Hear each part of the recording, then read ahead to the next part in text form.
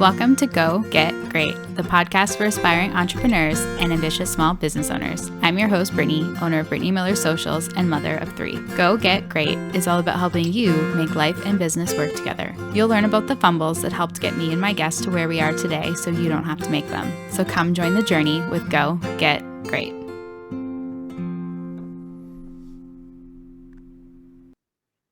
Hi. Didn't see you there. Grayson's tuned out. Welcome back to another episode of the Go Get Great podcast. As you can tell, I've brought Grayson back on as a guest, doing some more personal episodes. I thought we would have a conversation today about how we're preparing for baby number 4. I know most families don't make it to this size, and I get asked this question quite a bit. Not only how are you functioning with 3 humans, we get that one quite a bit too. How are you running a business? There's another one. And just mostly, why do you want 4 children? Is the implied underlying question. Ooh. So since my life feels like it's been chaos for the last 9 months, mostly, not all pregnancy 3 related. years. The last 3 years. Do you mean 5 or 4? 4? No, Talia's 4. I feel like it wasn't that bad more than 3 years ago. I feel like maybe it was still busy, but from 3 years till now has just been like a whole thing. Okay, so maybe we should back up. We are expecting baby number 4. Obviously, that means we have 3 other babies at home. So we've been through this process a couple times, and you know what? Every freaking time it looks a whole hell of a lot different than it did the last time. 3 times. We've been through it 3 times to be more specific. Yeah. I know. You said a couple times. Okay, Mr. Specific. So let's back up to Thalia. So this was, I don't even know what year, 2019, I guess. She was born in September. What was life like for us back then? I don't know. I mean, we had our old house. We were still in the midst of a very large renovation. So most of our getting ready for the baby, well, it did look very different for Thalia. We had to build the house first. Yeah, that was most of it. I remember being in the hospital, calling frantically my mother to come let the painter in to paint what would be Thalia's nursery because it wasn't done. That was my level of stress. I was like, I have nowhere to put this baby. Turns out, new mom didn't know this. Baby usually sleeps in your room for the first 6 months anyway, so it didn't fucking matter. But I was real stressed about that. Real stressed. But like, I feel like Thalia's was the most prepared pregnancy. Was it? I mean, how is that even physically possible, considering what you just told me? Okay, aside from the room, like, I wanted to have the baby shower in my 2nd trimester. I was frowned upon for that, although other moms recommended it. My mom did not. But, like, we had the baby shower pretty early. One person frowned upon it and made it very vocal. She has a very persuasive vocal opinion about a lot of things. Well, it's not persuasive. It's just very vocal. And it's only persuasive because you don't want to hear it anymore. I hope my mom never listens to these. Love you, Mom. She doesn't have that much time. If she listened to one of these, you could be like, see? You have so much time in the day. A whole entire hour. It's more like I don't think she has the tech experience to figure out how to listen to them unless my brother somehow set it up for her. He would do that. Probably just to spite me. Probably. I love my brother too, just for the record. But like, we had the baby shower really early. We were very fortunate that our friends and family supported us, and we had mostly everything we needed. I went out shopping a couple times, bought a boatload of stuff I literally never used, like a baby warmer. Uh-huh. Don't get sucked in. Did you say a baby warmer? A baby wipe warmer. Don't get sucked in. You do not need a baby wipe warmer. Yeah.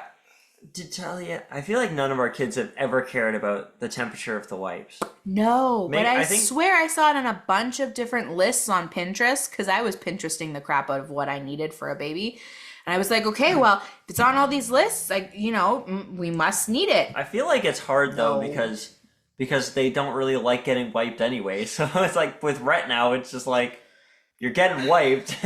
Wrestling an alligator is what it feels like. I don't really even know now if I would say Rhett doesn't like the cold or not. I don't think they care. I really don't. I don't think it matters. No, it doesn't. So yeah, I bought a lot of unnecessary stuff that didn't have a room to go in at the time, but I had all of the accessories. My hospital bag was packed before my 3rd trimester started. Are you okay? I'm yawning. Okay. I just don't want to make it up. Your lip is quivering. It's like, what are you doing? Are you having a panic attack? But like, my hospital bag was packed probably before the start of my 3rd trimester. Yeah, I don't really know. I probably didn't assist too much with that. No. You started very early. I probably packed his hospital bag too. No. I didn't bring that much stuff. I remember I brought a whole bunch of snacks. But like I didn't really need much else. No. I didn't even really know what I could take. There's just a lot of unnecessary stuff that comes with preparing for your baby the first time. They're like, bring playing cards and stuff to the hospital. And I mean, sure. Okay, well, to be fair, if you had a partner that's not him and didn't sleep the entire time you're in the hospital waiting for the baby, maybe playing cards would be good. Well, because your water broke at like 1 a.m. or something. Mm-hmm. You slept at some point. In the hospital, yeah. Yeah. A little bit.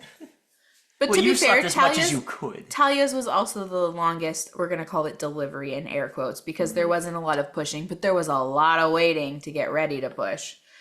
I felt ready with Thalia. I mean, as much as you can be ready when you've never had a kid before, but like I felt ready. Raiyah's, I feel like we slacked a little bit. Well, I think that one was hard because during COVID... That was also the middle of COVID yeah, that we had like, her. So there was that. You could only pick one person to come with you. So yeah.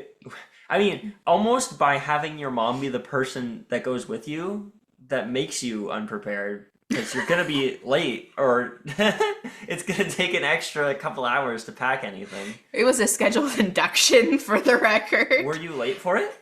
If your mom was maybe involved, by like 10 minutes, but I think we fared pretty well. But like I was on her butt to be out the door. I'm not entirely sure she slept that night, so there's that. But I mean, also we had all of the equipment, and at that point I had sold some of the unnecessary baby equipment that I did not need. But I was living at my mom's because Grayson and I were separated at the time. It was the middle of the pandemic, so I mean there wasn't really a lot to prep because we already had it, and Thalia and Raiyah are only 15 months apart. So I mean, like, prep-wise, I guess I was mostly ready for that one. I hadn't 100% picked her name. I feel like going to the hospital is one of the things that you could bring nothing and theoretically still be okay. Mostly. You wouldn't be comfortable. No. But, like, I feel like you need more things for the rest of the time you have the baby. But like I felt somewhat ready to have Raiyah. Hers was a little bit more, I'm going to say rushed, even though it wasn't. It was a scheduled induction, but it was like so close to being after Christmas. It was just very hectic. But knowing that she could come anytime before and or potentially during Christmas, I was trying to be a little bit more organized that way. I feel like the only thing that I didn't really prepare very well for with Thalia and Raiyah was feeding them. Because I thought it would be intuitive. Well, and it's fucking not. To be fair, I don't know how much more you could really do. We literally went to a class. We went to the breastfeeding class. They make it seem so simple. You just latch the baby on your boob and they eat. It's intuitive. I mean, they didn't really, but it's like, they kind of also didn't say like, hey, if this isn't working, like, don't do it. Yeah, that was not. It was very much a pressured feeding situation, which I've talked about before. No, they weren't. Not from the health unit. From someone else who may or may not have already been named in this episode for other things. Yeah, the it's supposed to hurt. Well, I can tell how yours went too. Yeah. So I breastfed a lot longer with Thalia than I should have because she damaged my boobs to the point where the doctor went, I've never seen it look this bad. Please stop. We took her to the hospital because she spat out blood at one point in the middle of the day or whatever. She spat out blood and we were like, oh my god, what happened? Yeah, it turns out it was off of Brittany. Yeah, she had damaged me really bad. Breastfed her way too long, but I didn't really know that there were other options. And eventually... we knew there were other options. We just didn't... We didn't know we were even doing anything wrong for a while there. That too, because my mom was in my ear all the time going, it's supposed to hurt, it's supposed to hurt. Well, it hurt so much that I could not latch my own child onto my boob to feed. I had to have someone else do it because I was not sadistic enough to inflict that much pain on myself willingly. But I knew, you could breastfeed or there was formula, but like I didn't really know a lot about pumping at the time. That was not something that was like common knowledge for me. And eventually I did go that route. My doctor recommended it to see if I could heal myself enough to continue breastfeeding because I was pretty adamant that that was what I wanted to do because I thought that was what I was supposed to do. And it's more or less free. Yeah, except it's not. But I learned a lot the second time around, I guess, about pumping. Well, I guess it was more so with Rhett. But like pumping is... Well, no, because you were pumping the whole... the second half of when we were like still, I pumped with Thalia for a little while. I pumped with Raiyah less. I thought you did with Raiyah more. Because I thought we mostly did Raiyah that way, and then we were breastfeeding is not working. Let's just go to formula. I guess, yes. I did. I guess I pumped longer with Raiyah, but I stopped pumping sooner than I did with Thalia. But that was only because I had already breastfed Thalia for so long. But even then, when I was doing pumping with Raiyah, I was still really using the wrong kind of pump because I didn't know a lot about the actual intricacies of like nipple and phalange size and pump types. I literally just went on Facebook Marketplace and picked like Philips Advent, the ones that you see at the store all the time. Well, if you're a new mom and you've never done this before, I highly recommend you go and visit a lactation consultant and you do not buy an over-the-counter pump because they are not going to work very well for you. Your pump amounts are going to be really low and it's going to be super time consuming and potentially also painful unless you magically have the correct boob size for the flanges that they come with. But flanges are much like bra sizes and there's a lot of them and you need to be specially fitted for one that will work the best for you to maximize your milk production and also not make you attached to a chair for 4 hours to get enough milk to feed your baby that you then have to sit back down because he's hungry again. So I learned a lot about that with Rhett and I really invested in it and it was quite expensive, but I invested in a good pump and it really made a big difference. It made it a lot easier for me to do it because I wasn't constantly chained to a table. I remember pumping with Thalia and she would go down for a nap and she would be up from her nap 20 minutes later and I still didn't finish pumping. Like I had a really, really hard time feeding Thalia. That's probably why Thalia was such a bad sleeper too. Because she was always hungry. She wasn't getting enough food, that's what happens with Rhett too, right? When we put him down for a nap and he's hungry, it's just like he's not sleeping. For the record, I did not starve my child. Well, you didn't try to anyways. Like because when we were actually breastfeeding her, you can't tell how much she's eating. No. And then if you don't have 3 kids, it's not like you can be like, oh yes, this is what they do when they're hungry. Yeah. You don't know. She's fine. She's fine. Don't worry. She's fine. No child endangerment occurred. But it's just a lot that I learned throughout. So like, yeah, each pregnancy is different and how I prepare for them has changed a lot. With Thalia, I was super focused on having all of the material things. With Raiyah, I was mainly focused on not strangling my mother because living at her house was stressful. And I was really focused on having like a really good Christmas with Thalia because I wanted to make sure that, not that she remembers, but I wanted her to like really know that, bringing another baby into the house does not mean that mommy doesn't love you or you're not going to get attention. Yeah, she does not remember that. No, she does not. So like that was my focus, making sure that I was prepped for Christmas with Raiyah. And then for Rhett, man, this feels so long ago and it was barely a year. What was our preparations for Rhett? I think it was mostly for me just getting my business set up. We had all of the... We need to get all of your work supplies to the hospital. That's almost a joke.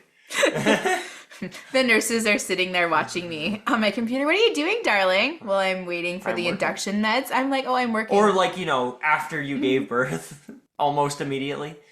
What else was I supposed to do? The baby was sleeping. I already fed it. I think with Rhett, mainly our preparations were, just like getting my work ready to take time off, which as an entrepreneur is kind of a whole thing. I'm sure we did some light renovations and moving furniture and stuff around the house, but I'm pretty sure I went out and bought diapers a month in advance. That is more prepared than I am this time. Still have not bought diapers. No, but Quinn actually has more diapers for us, but we have diapers. Beautiful. See, I don't even have to buy them. You just have to wait and they appear magically in the house. You just have to have all of your other friends have kids and they'll have leftovers.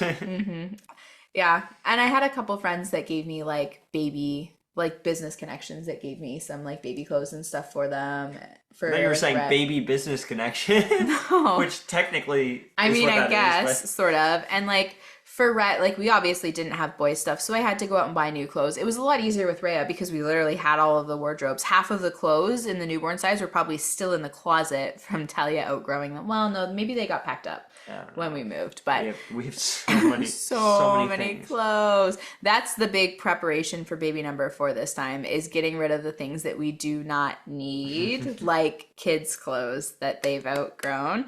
I was actually shocked and dismayed by the amount of clothing we had to get rid of. It was bad, guys. I think there were 12 full, like, large totes. Yeah, because we went through like 6 of them or something, and we were like, oh, we're all done. And then we went back into the room to see what was in all the rest of them, and there was 3 more and a garbage bag full. Yeah, and for the record, that was just newborn to size 2T. Yeah, well, it's like especially when the bin is full of one size, and you absolutely cannot wear you could put one new thing on every single day and not need to do any laundry, pack them into the bins, and then we would have been good. Yeah, we had a lot. My mom went overboard. And then she got mad at me when I tried to get all the clothes out of the house. Whole separate conversation. So like with Raiyah, it wasn't a big deal. We had all the clothes. With Rhett, obviously I was a little bit more like clothes shopping because we had all the baby accessories at that point. But we were gifted some boy clothes, which was really nice. So I didn't really have to pick up too much stuff. And I also learned my lesson that we had too many clothes the first round. So I really tried. Your feet are freezing! That's why my feet are on your feet right now. So I tried not to go out and buy as much stuff. And I mean, honestly, I think with this next baby, we're going to have the same issue because people just keep sending stuff over, and we already had. I was like, I don't even know what Rhett even has. Wardrobe for Rhett. Okay, well, we don't necessarily have a lot for Rhett to wear now, but this next baby is going to have like 4 times the wardrobe that Rhett had. And I'm just like, no, not another repeat. But I'll be smarter this time because we've already decided that this is our last baby. We're 4 and done. One of us has decided that definitively. The other one has decided that with a massive asterisk next to it. I think you can guess. Can you guess which one? Which one it is. But we won't keep things as long. When they're outgrown and they're no longer useful, I think we'll get rid of them more this time. Yeah. Just never put anything into a bin. Keep Brittany away from bins. It's number 1 on my to-do list. But I have to go through the bins to get rid of them. To get rid of what? All of the stuff. No, but we're not going to put the things in bins. Oh, I see. Okay. We're almost okay to do that, actually, because we still have his closet with like his previous stuff in it. No, all that stuff's down here now. I failed. I have failed my mission. Well, I knew we needed to keep it. I will hold a press conference. Admit defeat. In a couple of weeks. So for Rhett, it was mostly as a sole proprietor, small business. I had to try and figure out how to set my business up for success with Rhett while I was off. And I didn't really know what that would look like. Yeah, we also ended up not really doing that. You just kept working. Yeah, so I spent a bunch of time like prepping 6 weeks worth of social media content and emails for my clients, and I think I took 3 days. 30 minutes. Like, 30 minutes off. Working immediately after giving birth, so 30 minutes. Yeah, I guess not too long there. I was fortunate enough that Grayson was able to stay home after Rhett, and he was a really good sleeper. He was. Yeah, that was a really I was really easy baby for the other kids. Pretty much, yeah. Because we didn't have daycare for Thalia and Raiyah at the time, and to be fair, we won't have daycare for them again this time. Woo! More on that later. So I was like, okay, well, if Grayson's home, then I'm going to keep doing things. So I wasn't necessarily doing client work because I had already prepped all that, but that is when I built my email marketing course. I wouldn't remember that. No, I know you wouldn't. That was, when I built the first iteration of it. And then by the time I have this baby, I'll be working on iteration number 2 of it. Lived and learned a lot through that process. So probably not going to take much time off this time either, but I did scale back my client load a lot. I don't really have a lot of active clients right now. That being said, this pregnancy... Just 12 times the amount of things that you want to work on for yourself. Yeah, I want to set my business up for long-term success. I just didn't want to have a lot of client work because if I don't get my own work done, I don't get my own work done. I'm going to be pretty freaking cranky about it, but at least, I'm not going to owe people money and I'm not going to be sending their businesses back to you. So I was very intentional about my client load for this one. Whereas last time I was like, I need the money. I'm going to make this work. And then I just kind of prepped a bunch of stuff in advance and it was fine. And then I just ended up working on some of my own stuff. But I feel like there was a lot that went into that decision. And like this time too, I, was like, okay, well, I have this client load, or so I thought. Turns out client loads are very fluctuating. Some of my client load rejection was not my own choice. People did not renew their contracts, but that was why I had hired an employee. And I don't think I've really talked very openly about this, but she's no longer with Brittany Miller Social. So it's just me and Grayson again. Was not a good fit. And also partially because my client load did decrease substantially. I didn't end up actually needing the help. And also, I think the biggest thing for us was the pivot when we realized Brittany didn't qualify for EI. So I couldn't take time off. Grayson was supposed to keep working, and until like early January, that was the plan. So I had hired someone knowing that I would be reducing my hours and going on thinking that I would be reducing my hours and going on EI. And then my dear bookkeeper, who I appreciate, told me this in advance rather than waiting until, a week ago when I filed my taxes, went, Britt, you're not going to hit the income threshold to qualify for EI. So just so you know, you might want to prepare for that. So then Grayson and I, most of the prep, still cold feet. Most of the prep this time for this baby has still been business related. Well, a little bit. Like you said, I reduced my client load. I've got some projects that I'm going to work on in the back end when I have time. If they happen, they happen. I feel like we're not really preparing here. I feel like this is stuff you wanted to do anyways. I mean, it is. I feel like you're just moving your work around the fact that you have to have a baby. I'm planning a course launch for income after the baby. So, I mean, there were some strategic decisions about where things went in my calendar. It's more not taking more clients on. Yeah. And for the record, if you want to work with me and you're hearing this episode and it's not the 10th of May, I am still taking on clients, but I'm not doing social media management. But I'll do like one-off projects. So I just signed a client last week for a social media setup. So we're doing that. I've got a couple of discovery calls coming up in the next couple of weeks for email marketing setups that people want. So I'm doing more of like the shorter one-time kind of projects. I'm just not taking on any clients that would require my attention like every week. So that was kind of the biggest difference between preparing for maternity leave last time and preparing this time. And also I'm trying to set up, like Grayson said, all of these kind of, I'm going to say residual things to work for me while I'm not working. So like I've got a course launch. I'm going to be relaunching Profile to Profit. So basically all I have to do is like schedule the emails and the social media content, and they'll kind of happen in advance aside from showing up for a live masterclass once or twice to promote the course. I'm hoping to be pretty hands-off with that. I've been really focusing on lead magnet creation. You guys know that I've been pumping out those quite regularly and setting up the email sequences that go with them. And then hopefully some call them tripwires, some call them upsells, but like low ticket offers. So as people go through those sequences, hopefully that will bring in, a little bit of money for me here and there so that I don't have to constantly have this financial pressure weighing on me. It will still be there, I guarantee it. But that was the hope. And I didn't get through quite as many of those projects as I would have liked. My email marketing course is also not ready to go. I was really hoping to launch that in May. That's not happening. To be fair, you literally never get the amount of projects you think you're going to get done at any given time. I mean, to be fair, we had a lot of setbacks this time. Grayson worked like 4 consecutive overtime shifts, so I lost all of my weekend work time in March. Yeah. Kind of like remembering things so about like my job. I usually try and work full time in my business because I have a lot of things that I want to do, as you can hear. But on average for the last 6 weeks, I haven't worked more than 25 hours a week. So like my work time has been drastically cut back. And that's why I think I feel so behind for this baby, even though there's nothing that I technically have to do except finish up a couple of these client projects that I have. Nothing else really has to get done.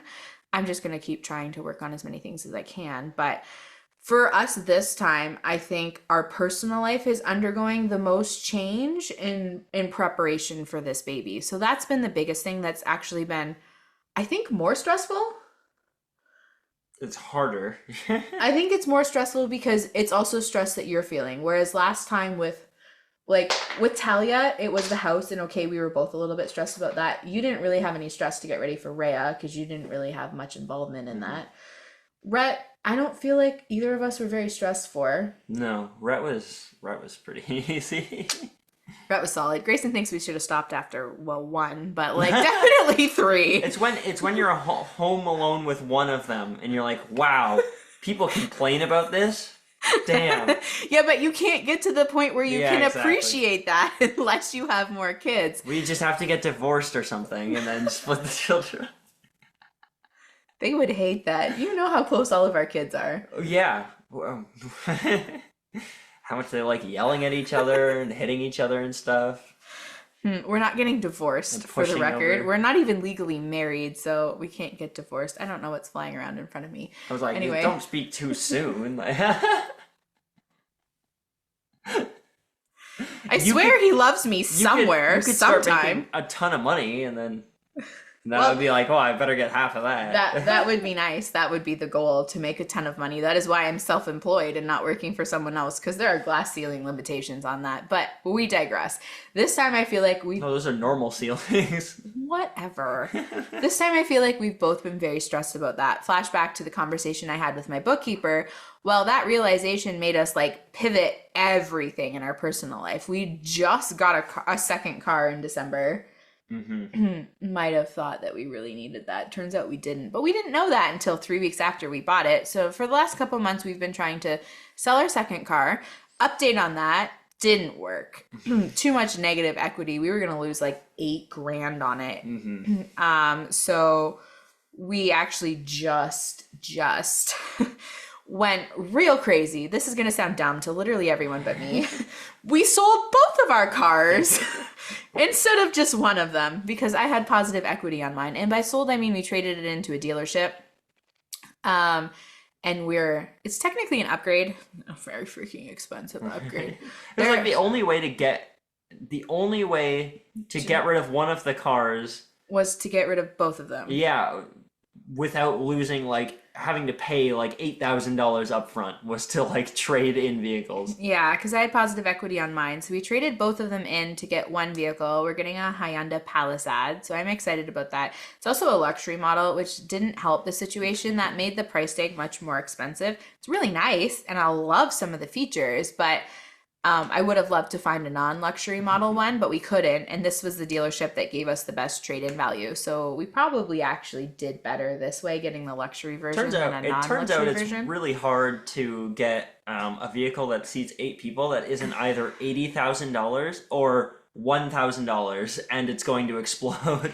Yeah, there was not a lot in between. There's not a lot of people that do vans. And I mean, I think the other thing, and then this is crazy Brittany land, and I haven't talked about this a lot, but Grayson's work is the reason that we are tied to a fixed location. Obviously, I can work remotely. Grayson has to show up at a factory 5 days a week. So our pivot to have Grayson try and take paternity leave, I want to try and travel a little bit while he's home. So I also wanted to get a vehicle that could potentially tow a trailer. So we had a few additional check boxes aside from just we only need one car because he's not going to work and we need to lower our monthly payments. So there's been a lot of like vehicle shopping. There's been a lot of budget updating, and then trailer shopping a little bit too. We've been looking at potential trailer options. I would love to get a trailer and tow it because I grew up camping, and also because the trailer holds a lot of things that you can't throw into the back of a van with all of your luggage to go Airbnb it for a week. So I think that would be a good option for us as a family. And it provides a little bit more stability than being somewhere new every week. Technically, you're somewhere new, but it's still the same sleeping quarters.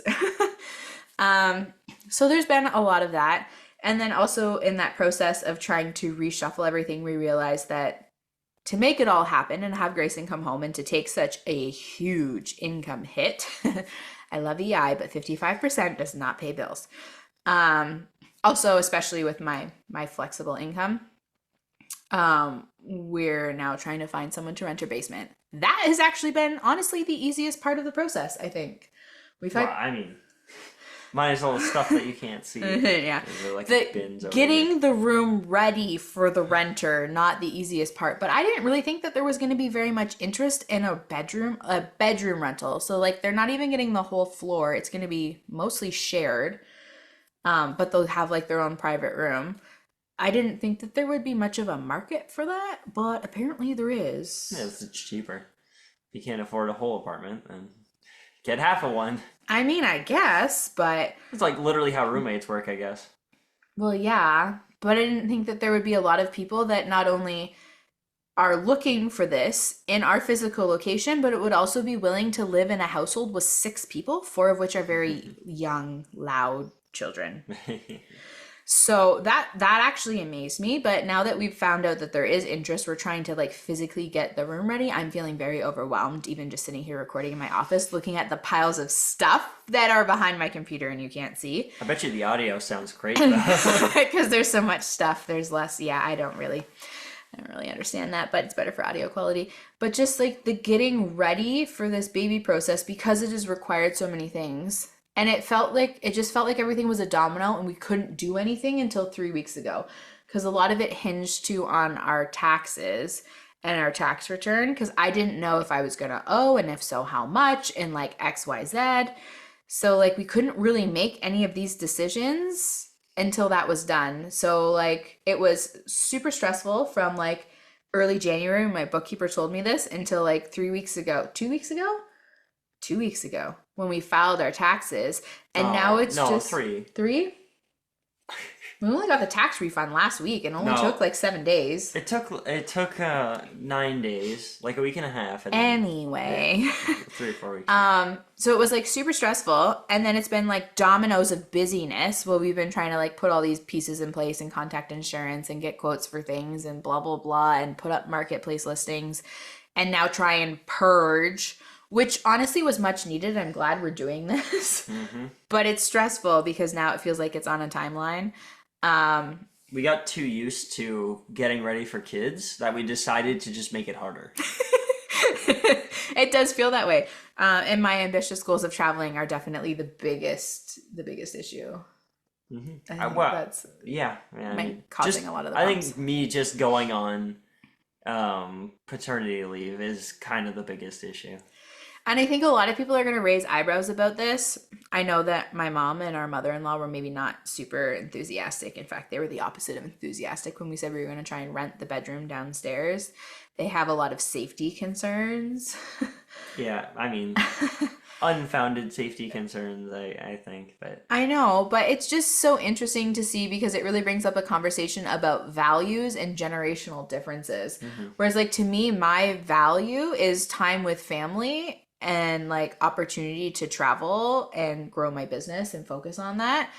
And I'm willing to have a renter in the basement, be that as it may be inconvenient in some ways. Although if we're traveling, it's not inconvenient at all because we're not going to be here.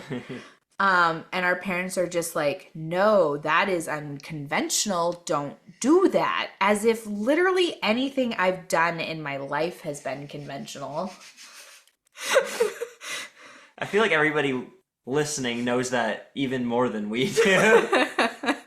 What the hell is going on with these people?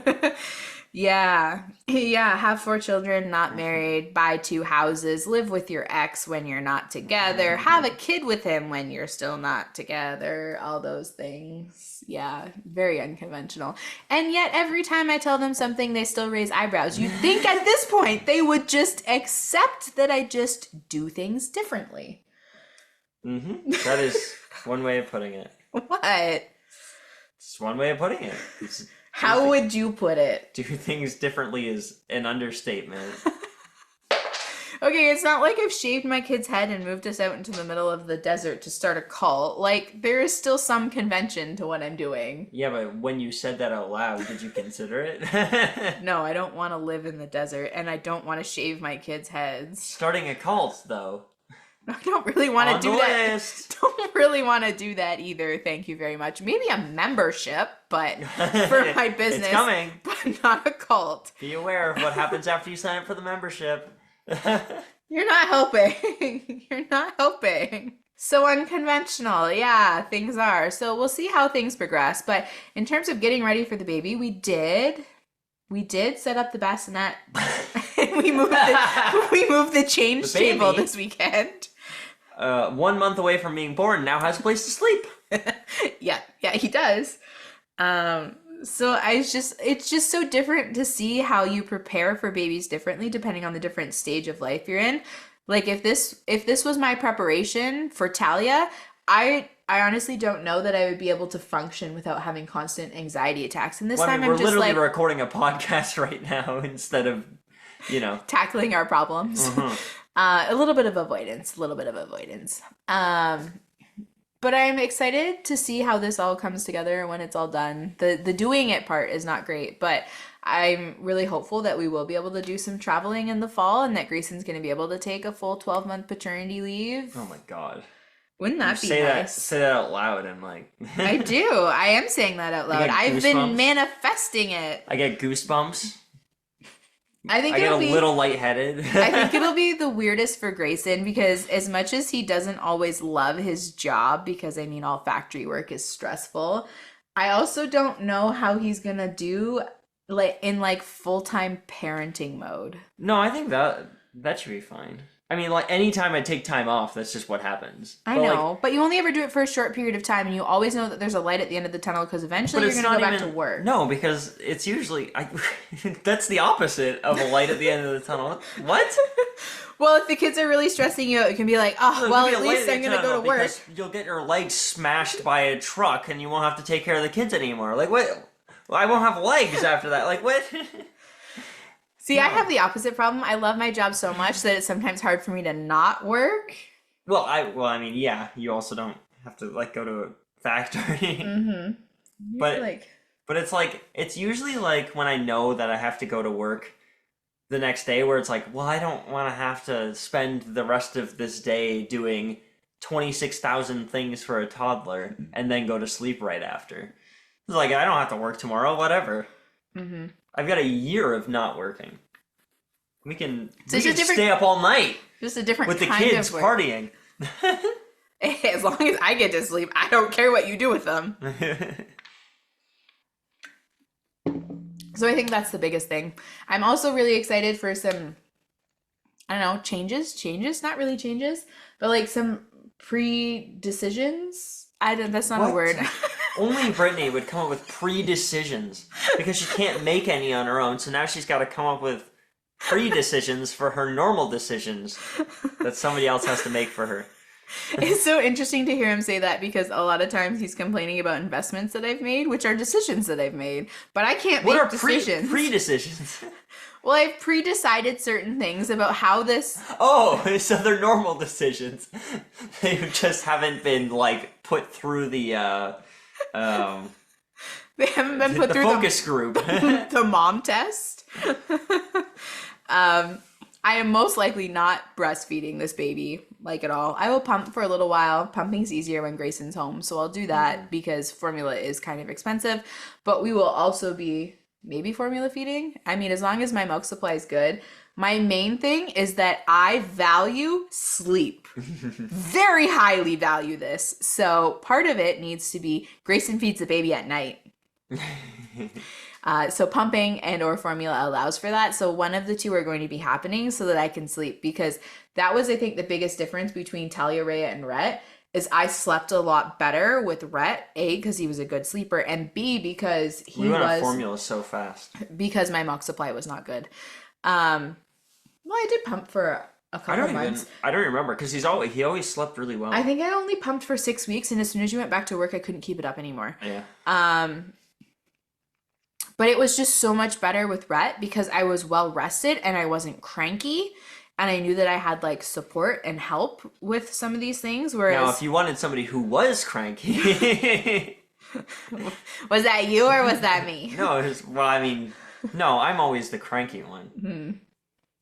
But I pre-decided that that's happening, and no one is going to persuade me and or push me into breastfeeding because I don't want to do that. And I mean, truthfully, this might be too much information for all of you listening, but Thalia really messed me up, and I have really truthfully not healed properly since then. So even I tried to breastfeed at the hospital, and I may try and breastfeed this baby at the hospital just so I don't have to drag the pump stuff with me because it's kind of a pain. You can't really wash it while you're there. Can you even really pump out first anyways? Not really, because you can't pump colostrum very well. So, like, I'll try it and do that, or maybe we'll just do formula right from the beginning. But where was I going with this? Oh, yeah. I was like, I hadn't even really made it home from the hospital. So it had been less than 24 hours, and it hurt to feed Rhett. Mm-hmm. And I was like, I'm not doing this again. So I decided that that's going to be good. We know where the baby's sleeping now. You know, we're getting set up for Grayson to go on maternity leave. As much as it's disorganized, chaotic, and I have some anxiety about how all of this is going to come together, I also am very much at peace with some of the decisions that we have made already and the ones that we're working towards. So, I don't know. It just every pregnancy has felt different. This one's been a stressful one. It's mostly it mostly has nothing to do with the baby. Oh yeah. Well, I mean, this one has been challenging. This has been a hard pregnancy for me. Like, of the 4, you've got to admit this one's been the most annoying. Mm-hmm. Yeah, this is the most like you felt unwell. Mm-hmm. Mostly everything else was just annoying stuff. It's like I never really had morning sickness. I had really bad feet swelling with Thalia. That was the biggest one. Feet swelling and heartburn. I was actually going to say, I looked at your feet because we were talking about this, and they're pretty... They are swollen, they're right not now. As bad as they were with Thalia. Hurt. No. It seems like. And I mean, I had heartburn pretty bad through all of them. I think this is the pregnancy that I've had the least amount of heartburn with. Yeah, but you seem to have, like... you know, the pregnancy seemed great until, like, last month. Like, I feel like it kind of just all hit you. My first trimester was pretty rough in the sense of fatigue. Like, I was just so exhausted, I couldn't do anything. Second trimester was fine. This trimester is just hit me with everything. The fatigue is back. I have really low motivation. Probably the stress level is not helping the situation. That might not be the baby. But I also have a lot of food intolerances this time. My body is just having a really hard time processing food. So I'm finding it difficult to stay, like, fed well without spending all of my time in the bathroom, which is new for me. Like I said, I never really had sickness with any of my other pregnancies. And I think that has been the biggest adjustment because I feel like I can't really leave the house because I never know when I'm going to feel unwell, which is stressful. And also, like, all I eat is carbs. Literally, all I eat is carbohydrates because it's the only thing that agrees with my system. So, like, I have a lot of mental issues with that of, like, I need to be eating better. Like, baby and I both need fruits and vegetables. So there's, like, a lot of guilt going on with this pregnancy, whereas I didn't feel that with the last ones. So, yeah, it's just been different. Mm-hmm.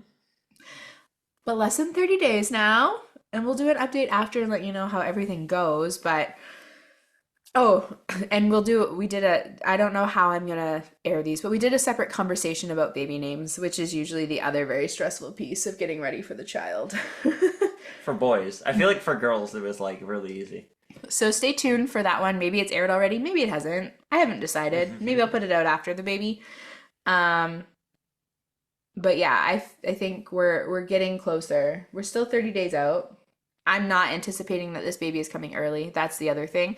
I've pretty much already decided, not that you really decide these things, but also at the same time, I feel like you do.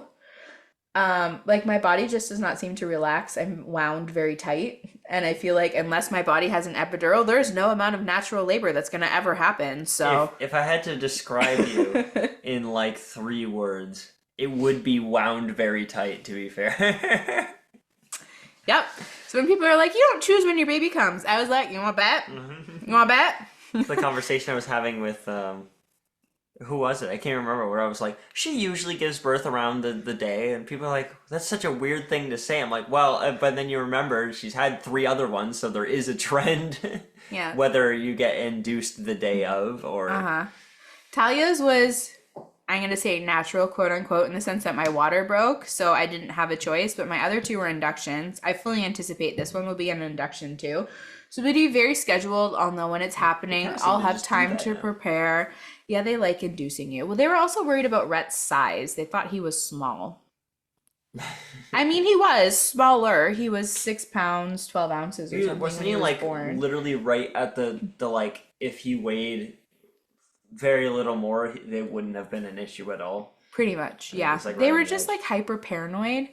Thalia and Raiyah were both bigger than that. This baby, they are worried about size-wise too. So well, no, the baby itself seems to be the right size. It's just your bump size. My stomach. So, which is what they measure when you're pregnant to like make sure your pregnancy is tracking. So like I'm growing steadily.